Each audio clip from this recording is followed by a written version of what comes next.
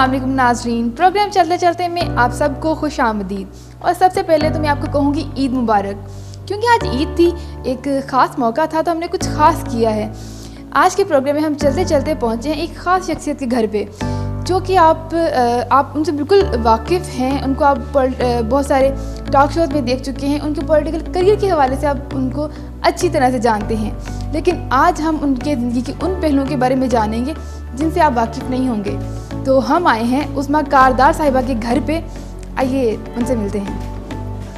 अस्सलाम वालेकुम। क्या हाल है फातिमा? वेलकम आए। Thank you. ईद के दिन हम आए हैं उस्मा कारदार साहिबा के घर पे, तो सबसे पहले हम जानेंगे कि वो ईद कैसे गुजारती हैं। अस्सलाम वालेकुम मैम। जी वालेकुम सलाम फातिमा, क्या हाल है आपका? मैं बिल्कुल ठीक। ईद मुबारक। खैर मुबारक। सबसे पहले आपने कह दिया, मेरा इरादा था मैं पहले कहूँगी। चले मैंने नेकी ले ली पहले आपसे।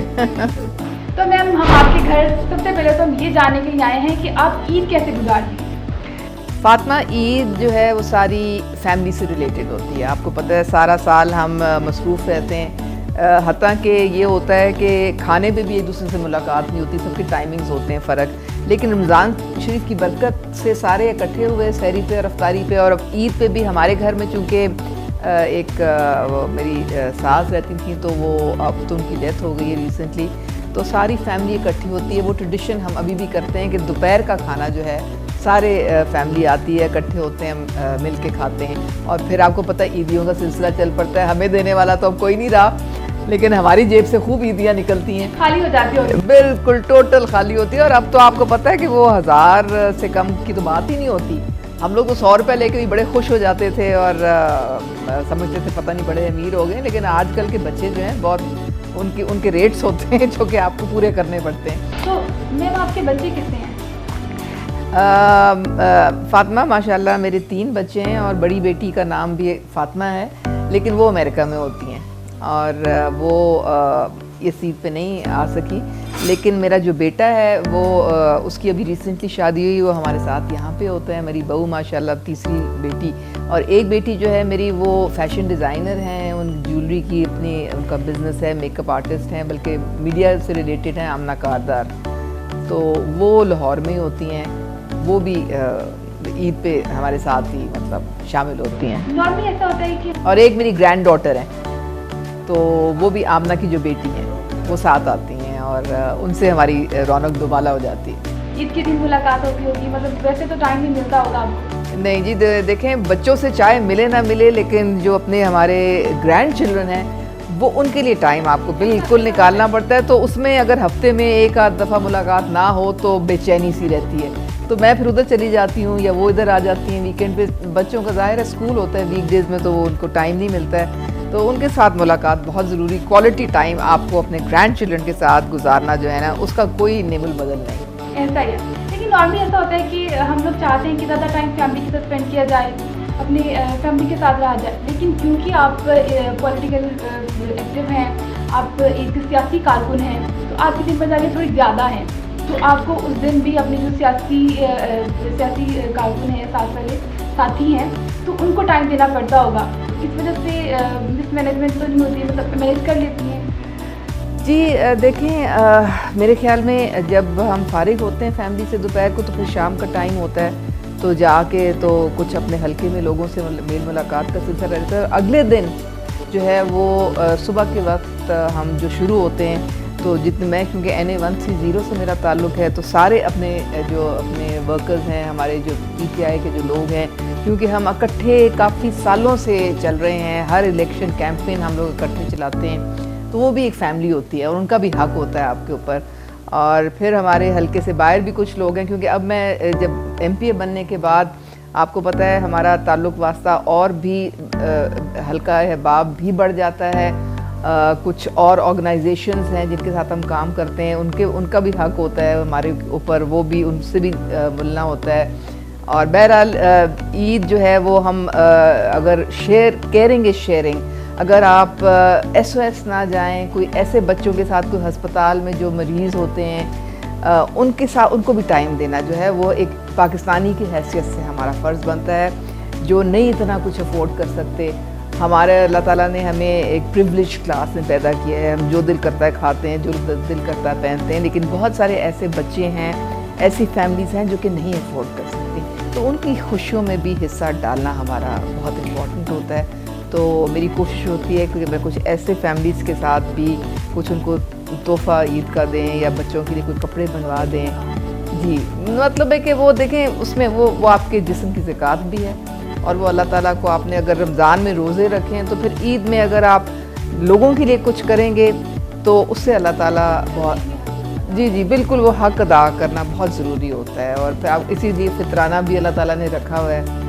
और यहाँ पे हमारे करीब ही वो SOS विलेज है उधर, और फिर हमारा यहाँ पे हॉस्पिटल्स हैं जहाँ पे चिल्ड्रंस हॉस्पिटल है, वहाँ पे बच्चों के तोहफ़े तोहफ़ ले जाना और उनकी खुशियों में शामिल होना बहुत इम्पोर्टेंट है। तो ईद के अलावा अगर आपकी बाकी रूटीन की बात की जाए तो आप बहुत बिजी रहती हैं, फैमिली को टाइम देना मुश्किल होता होगा, फिर मैनेज कर लेती होंगी लेकिन मुश्किल होता होगा, लेकिन फिर भी बच्चों की तरफ से या हस्बैंड की तरफ से कभी सुनने में आया हो या उन्होंने कभी कहा हो कि आप टाइम भी बिजी हैं, तो उनकी तरफ से कभी कोई एतराज़ आया हो? फातिमा, मैं इस सिलसिले में बहुत लकी हूँ, मेरे हस्बैंड बहुत सपोर्टिव हैं और वो ख़ुद भी सियासत में। मेरी एक वजह सियासत में आने की ये भी है कि वो चूँकि सियासत में थे तो उनसे मुलाकात बहुत कम होती थी, तो मैंने कहा चलो if you can't win them you join them. तो सियासत में फिर जब मैं भी कदम रखा तो मेरे बच्चे जो हैं वो उस वक़्त तक माशाल्लाह बड़े हो चुके थे, मतलब इतने थे कि स्कूल गोइंग थे सारे, कुछ छोटा नहीं था इतना। तो शुरू में तो बहुत मुश्किल होता था क्योंकि उनकी पढ़ाइयाँ उनकी ज़ाहिर है जो बच्चों की को टाइम देना पड़ता है, और पॉलिटिक्स का तो कोई टाइम होता नहीं है। लेकिन अब मुझे महसूस होता है कि क्योंकि बच्चों की शादियाँ वगैरह हो गई हैं और वो अपने जॉब्स में हैं, काम से हैं, तो मुझे वो बहुत अंडरस्टैंड करते हैं। उनको पता है कि जी ये जो हमारे वालदा हैं उनको वो एक मुल्क के लिए निकली हुई हैं, एक कॉज़ के लिए निकली हुई हैं, तो वो हमेशा साथ देते हैं और मुझे हमेशा इनकरेज करते हैं, तो मुझे प्रॉब्लम नहीं होती इस तरह से। चलिए आप लकी हैं। I am lucky in this way. सियासत एक मुश्किल काम है, एक फीमेल के लिए कुछ ज़्यादा ही मुश्किल काम है, बहुत कुछ मतलब मैनेज करने के साथ साथ बहुत कुछ फेस करना पड़ता है, और तो आपके लिए मुश्किल काम रहा और आपने इसे क्यों चूज़ किया? मतलब कुछ और भी आप चूज़ कर सकती थी। एक वजह तो आपने बता दी कि आपके हस्बैंड सियासत में थे, तो इसके अलावा कोई और वजह? मेरे ख्याल में कुछ हमारे फैमिली से बचपन से हमारी हिस्ट्री भी है सियासत की, और वो मेरी जीन्स में भी बहुत आई है, स्ट्रांगली आई है। हालांकि मेरी शादी आर्मी ऑफिसर से हुई थी और काफ़ी अरसा मुझे पॉलिटिक्स से अपने आप को अलहदा रखना पड़ा था, लेकिन वो मेरे लिए नेचुरल नहीं था, वो अननेचुरल था। क्योंकि मैं देखती हूँ कि सियासत में मेरी एक फुलफिलमेंट है वो होती है। मुझे लगता है कि मुझे अल्लाह ताला ने तालीम दी है उसको मैं इस्तेमाल इस तरह से करूँ कि हर एक जो पाकिस्तानी है उसको इक्वल अपॉर्चुनिटी मिले, उसकी भी ज़िंदगी में बेहतरी आए, और हम अपनी सारी जो सलाहियतें हैं ना वो अब पाकिस्तान के लिए लगाएं। तो सियासत में मैं आपको बताती चलूँ कि मेरे जो नाना थे वो इंडियन कॉन्स्टिट्यूएंट असेंबली के मेंबर थे 1946 में, और कायद आज़म के साथी थे। तो ये, और फिर अम्मी के जो चचा थे ब्लड में शामिल था। बिल्कुल, अम्मी के चचा पहले पंजाब के फाइनेंस मिनिस्टर थे, और मेरे एक मामू थे जो कि पीपल्स पार्टी में थे, वो रेलवेज़ के मिनिस्टर थे। तो मुझे अभी तक याद है कि मैं उनके साथ जाती थी उनकी कैंपेन में, मैं 10 साल की होती थी तब, और वो मुझसे कहते थे कि तुम आओ और स्टार्ट करवाओ सारा जलसा ना। तो वो मैं रोस्टर पे खड़े होकर मैं अनाउंसमेंट्स करवाती थी और तिलावत करनी और सारी, तो बड़ी मुझे जोश और खुशी और पैशन के साथ ये मैंने काम किया। वो आपकी इंस्पिरेशन थे? बिल्कुल, मतलब उन लोगों से मैंने सीखा बहुत। और फिर इमरान खान जब वो एक ऐसा लीडर मुझे मिला जो मैंने देखा कि वो जो भी करता है वो खरा है, दिल से करता है, वो एक प्रिटेंशन नहीं है उसमें कोई। पहले मैं रही थी मुस्लिम लीग नून से मैंने शुरू किया, मैं 2 दफ़ा काउंसलर भी रही हूँ इससे पहले।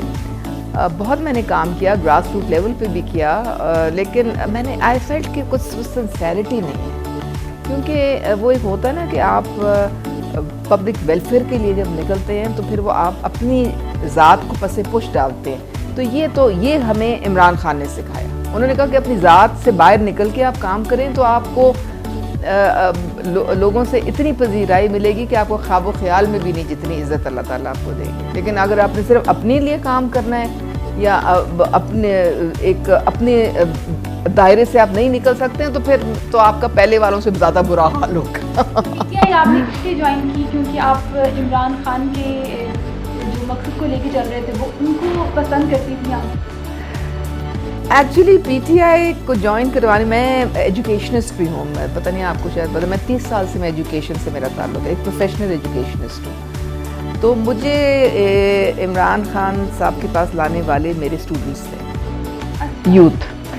वो मुझे वो मुझे जी वो मैं जब मुस्लिम लीग में थी ना तो मुझे वो कहते थे, क्योंकि मैं ज़ाहिर है स्कूल में ओ लेवल्स ए लेवल्स के बच्चों के साथ मेरा इंटरेक्शन, तो वो हमेशा कहते थे कि मैम आप गलत लोगों के साथ हैं, आप इमरान खान को ज्वाइन करें। उनको ना आंखों में एक चमक आती थी इमरान खान का, क्योंकि आइकॉन थे। और जब शौकत खानम के लिए उन्होंने फ़ंड रेजिंग की, नमल करी, तो सारे स्कूल्स में कॉलेजेस में वो जाते थे, उनका बच्चों को मोटिवेट करते थे। आपको पता है बच्चे अपनी अपनी पॉकेट मनीज तक शौकत खानम के लिए वो डोनेशंस में आज भी देते हैं। तो वो उन्होंने जब ये कहा तो मैंने कहा जी मुझे, मैं स्टारस्ट्रक तो हूँ नहीं, तो अगर मेरी मुलाकात होगी तो मैं खुद जज करूँगी कि ये बंदा कैसा है, फिर मैं ज्वाइन करूँगी। तो as luck would have it मुझे बनी गला ले गए। वो नामुल्ला न्याजी इनके कज़न ही है, आजकल तो उनके साथ बनती नहीं है उनकी, लेकिन बहरहाल वो ले गए मुझे बनी गला। खान साहब वो आए, वहाँ पे भाग वो बाहर अपनी एक्सरसाइज करके पसीने वो शॉर्ट्स पहनी थी। तो मैं बड़ी हैरान हुई, मैंने कहा देखो ये भी ऐसा भी बंदा होता है। एनीवे ही केम और बिल्कुल आए। मैंने कहा कि ये सर जी मेरे स्टूडेंट्स कहते हैं कि ना सिर्फ आप ज्वाइन करें बल्कि हमारे पेरेंट्स को भी कन्विंस करना है कि आपने खान साहब को सपोर्ट करें। तो ज़ोर से हंसे, कहते हाँ, मुझे भी जब मिलते हैं तो यही कहते हैं बिल्कुल आप आएँ और हमें ज्वाइन करें। बस वो दिन था फातिमा, मैंने देखा कि ये बंदा जो है ना ये अपने लिए नहीं, ये लोगों के लिए ज़िंदा रहना चाहता है और ये खालिस है और इसमें सच्चाई है। तो मैंने फिर उनको ज्वाइन कर लिया और वाकई इतना मैंने देखिए, हमें जो अल्लाह ताला ने हर दुनिया की फैसिलिटी मिली, तो हम एक सॉफ्ट लिविंग की हमें आदत थी। खान साहब ने हमें सड़कों पे, हम तो पिछले 9 साल से हम तो सड़कों पे, और ये जो स्ट्रगल है खान साहब की 22-23 साल की, उससे हमने इतना सीखा। हमने हार्डशिप जो है इंड्योर करनी सीखी। बैटल हार्डन हमें खान साहब ने किया, धरने और प्रोटेस्ट। मुझे याद है 4 महीने हमारी ज़िंदगी ख़त्म हो गई थी। मैं सुबह अपनी क्लास लेती थी, फिर मैं डेगू में चढ़ जाती थी, 5 घंटे में मैं इस्लामाबाद पहुंचती थी, फिर वहाँ के शाम को धरने में, और 2 दिन रह के फिर वापस। ये नहीं कि मैं हफ्ते में मेरे 3 चक्कर इस्लामाबाद के लगते। इतना हार्ड वर्क किया है आपने। और लोगों ने तो हमें बुलाना ही बंद कर दिया था कि ना आप हैं, ना आपने आना है हमारे, ना कोई डिनर पे बुलाता था, ना कोई ईद शबरात, कुछ नहीं हमारे ज़िंदगी में रह गई। और फिर वो लॉकडाउन्स, और फिर आपको पता है जो सुप्रीम कोर्ट में केसेस चले, एंटी टेररिज्म कोर्ट में, मैं तो हर उसमें जाती थी हियरिंग पे। इलेक्शन कमीशन के जो केसेस थे, जेल भी मैं गई। फिर हम लोगों ने डंडे भी बहुत खाए, और ये स्ट्रगल थी खान साहब के साथ, एक पाकिस्तान के लोगों के लिए, एक कौम के लिए।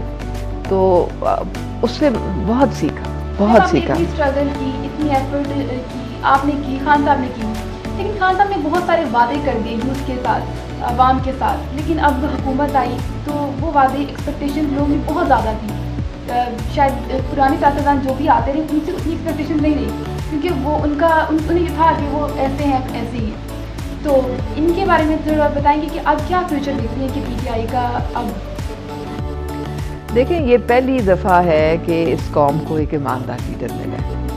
अब हमें जो विरसे में जो इतने चैलेंजिंग हमारे लिए जो एक और इकोनॉमिक जो चैलेंजेस थे वो इतने ज़्यादा हैं कि जहाँ भी हम मुड़ते हैं आगे एक दीवार खड़ी होती है, और एक आप पता लगता है कि ये तो इस वक्त बिल्कुल आपको वेंटिलेटर पे आपकी इकॉनमी चल रही है। तो खान साहब जो है उन्होंने जब वो हमेशा मिसाल देते हैं कि जब मैंने शौकत खानम शुरू किया था तो बोर्ड ऑफ डायरेक्टर्स बैठे हुए थे, 20 लोग थे। उन्होंने कहा कि तुम्हारे हाथ में चंद हज़ार तुम्हारी जेब में रुपए हैं और तुम एक ऐसा हॉस्पिटल बनाने निकले हो जो कि करोड़ों की लागत है, तो ये तो इम्पॉसिबल है, तुम तो बना ही नहीं सकते, भूल जाओ। लेकिन आज आप देखें कि अल्हम्दुलिल्लाह 3रा शौकत खानम जो है वो बनने जा रहा है कराची में। तो नया पाकिस्तान बन जाएगा, पुराने को रिपेयर। अच्छा, फिर आप नमल को देखें, जब वो गए थे वो एक रूरल एरिया था मियाँ वाली के पास, वहाँ पे वो गरीबों के लिए वो चाहते थे एक उनको स्टेट ऑफ द आर्ट एक यूनिवर्सिटी बने। आज अल्हम्दुलिल्लाह वहाँ नमल खड़ा है, लोगों ने बनाया है। खान साहब ने सिर्फ उनको एक इकट्ठा करके तो वो एक रिसोर्सेज जमा किए। तो प्राइम मिनिस्टर का भी यही, जब उनको ये सारी स्टेटस को पार्टीज जो है जिन्होंने पिछले कब्जा जब आया हुआ था पाकिस्तान पे 40 साल से, वो कहते थे कि उल्टा भी लटक जाए ये प्राइम मिनिस्टर नहीं बन सकते। तो आज है ना आपके प्राइम मिनिस्टर। इसी तरह जो एक नए पाकिस्तान का ख्वाब इमरान खान ने देखा है, आप यकीन करें कि वो उनकी ज़िंदगी में और बाकी सब कुछ ख़त्म हो गया, उन्होंने सब कुछ ख़त्म कर लिया। बल्कि पीछे एक हम गए, हमारी एक मीटिंग थी, तो उधर स्पीच में कहते हैं भाई आज मैं आपसे ज़रा ज़्यादा बात करूँगा क्योंकि मुझे मैं तो कैद होके रह गया हूँ प्राइम मिनिस्टर हाउस में, और तो मैं ना इधर ना निकल सकता हूँ ना कोई और बात कर सकता हूँ।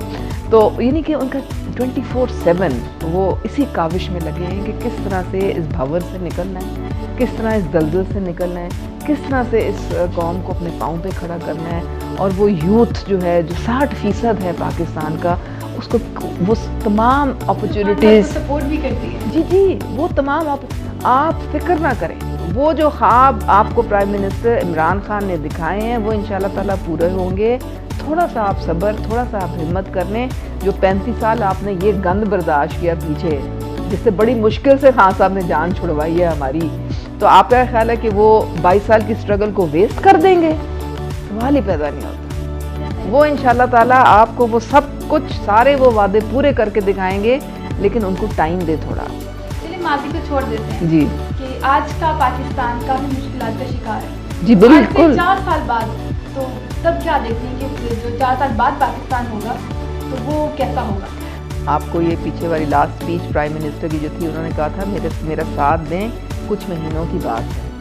ये जो हमारा अब ये जो गर्दिशी कर्जे थे, जो पीछे हफीज़ शेख ने कॉन्फ्रेंस किया, उन्होंने कहा जी 12 अरब के डेली हम गर्दिशी कर्जे जो है वो कम कर रहे हैं, क्योंकि हमने अपना जो नॉन डेवलपमेंट जो खर्चा है ना, जो इनकी शाह खर्चियाँ थी, वो तो सारा बंद हो गया। कोई एक पैसा भी जो है इधर से उधर जो है फालतू नहीं।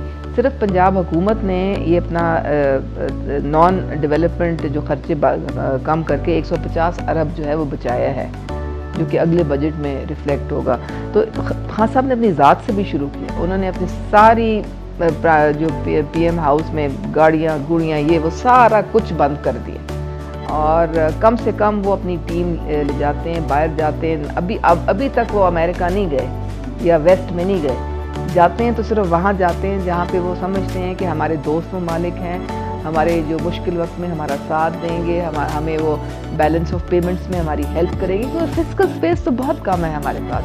अभी डिफर्ड पेमेंट्स में जो ऑयल का सऊदी अरेबिया हमें हेल्प कर रहा है $3 बिलियन।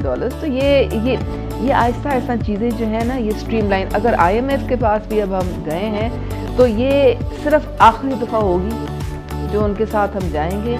और वो हम आपका जो बॉम्ब पाकिस्तानी पे गिरेगा वो तो बहुत तबाही मचाएगा। नहीं, कोई ऐसी बात नहीं है। देखें, ये एक आर्टिफिशियल इकोनॉमी थी, ये एक बबल बर्स्ट हुआ है, क्योंकि इन्होंने क्या किया था पीछे, इन्होंने कोई 21 दफ़ा IMF के पास गए हैं, और उनका लोन ये नहीं उन्होंने किया कि कोई डेवलपमेंट पे लगाएं और लोगों की वेलफेयर पे लगाएं। उन्होंने वो लोन अपने ज़ात पे, कोई मनी लॉन्ड्रिंग की, कोई अपनी जेबों में, कोई कमीशंस, कोई शाह खर्चियाँ, कौम को उन्होंने एक आर्टिफिशियली सब्सिडी दे दी छोटी सी, वो भी कर्जा लेके।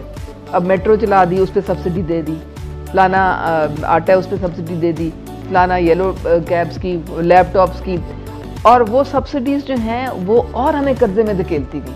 हमारे इदारे इन्होंने तबाह कर दिए, उनको सेल्फ सफिशिएंट नहीं होने दिया। PIA, रेलवे, स्टील मिल, सारे तबाह, सारे खसारे में। हमारा बजट पंजाब का ये 1,001 अरब में खसारे में छोड़ के गए।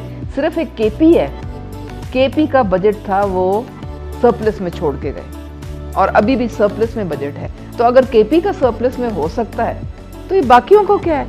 बाकी तो सारा कुछ खसारे में जा रहा है। गर्दिशी कर्जे आपके जो चढ़ाए हुए हैं, आपका जो करंट अकाउंट डिफिसिट है वो $2.5 अरब है हर महीने। नाज़रीन, हम लोग मौजूद हैं उस्मा कारदार साहिबा के घर पे, और उनके साथ हम ईद गुजारने आए हैं। आप लोग हमारे साथ रहिएगा। अभी वक्त हो रहा है ब्रेक का, आप ब्रेक लीजिए।